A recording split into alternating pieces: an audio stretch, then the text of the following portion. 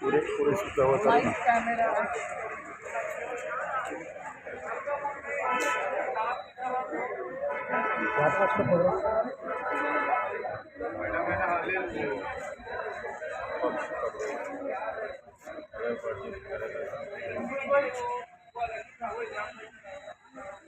कितने पार्टियों के कितने कार्यकर्ता आज आपकी सेनायाम में शामिल हुए?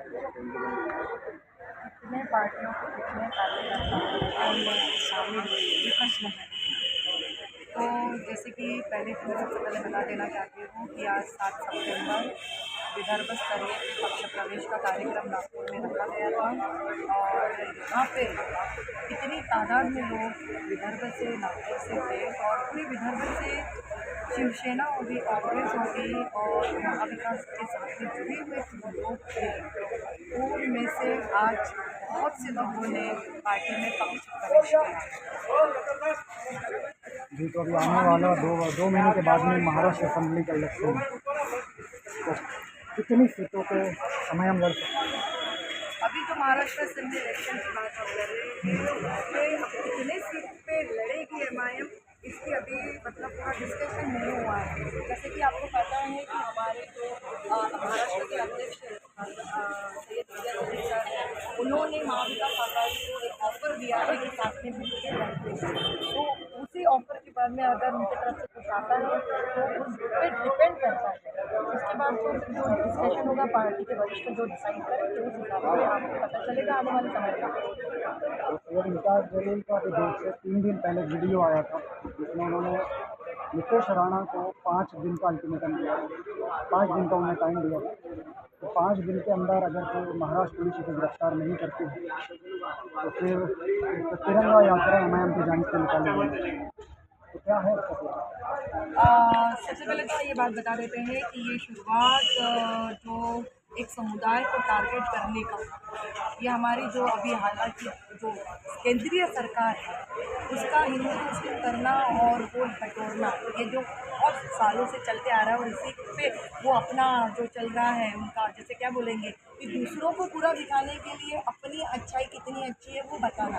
तो ये उनके ही कुछ ऐसे जो बोल सकते हैं कि ऐसे प्यादे हैं जो आगे सामने बोलते हैं। उसमें से एक महंत थे जिन्होंने ग्रामगिरी महाराज है उन्होंने भी जो बात कही है एक समुदाय को लेके सीधा नाम लेके उस तरीके से स्टेटमेंट देना वो बहुत गलत है। उसके बाद में उनका खत्म नहीं होता है तो वो दिन के बाद में सामने जो चीज़ें कही है वो भी इतनी गलत है। ये स्टेटमेंट देते कैसे हैं सीधा टारगेट करके कि आपको आपके मस्जिदों में जाके हम मारेंगे।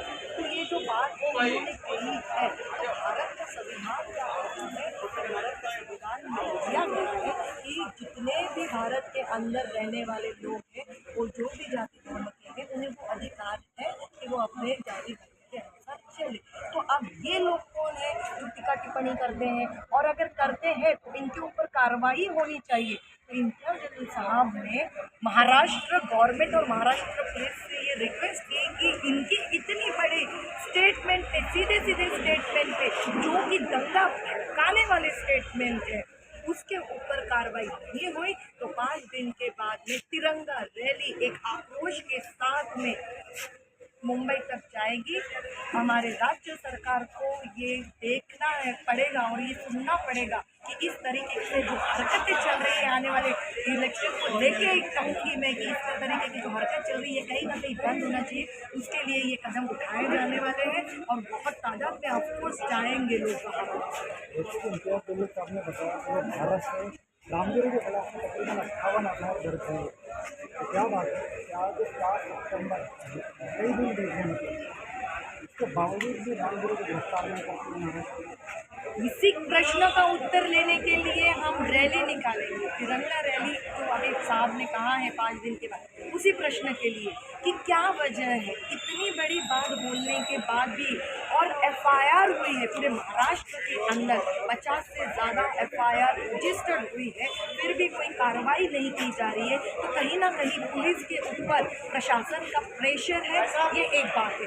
इसलिए हम प्रशासन को पकड़ने वाले हैं, आंदोलन करने वाले, और जितने चीज़ें हम करेंगे हम संविधानिक तौर तरीके से करेंगे और इसका उत्तर हमें देना पड़ेगा। और यही बात अगर आप उल्टी देखते हैं, और देखो अभी तो महाराष्ट्र के अंदर क्या पूरे भारत के अंदर ये बात तो बहुत इजीली सबको समझ में आ रही है कि अगर कोई मुस्लिम समुदाय का एक भी कुछ कहता है तो तुरंत कार्रवाई होती है। वही अगर कोई नॉन मुस्लिम अगर कुछ मुस्लिम के खिलाफ कहता है तो इतनी देरी क्यों? क्या भारत में दो संविधान है, एक इनके लिए अलग और उनके लिए अलग? एक संविधान है, एक संविधान के एक कानून है, वो क्यों नहीं इनके लिए भी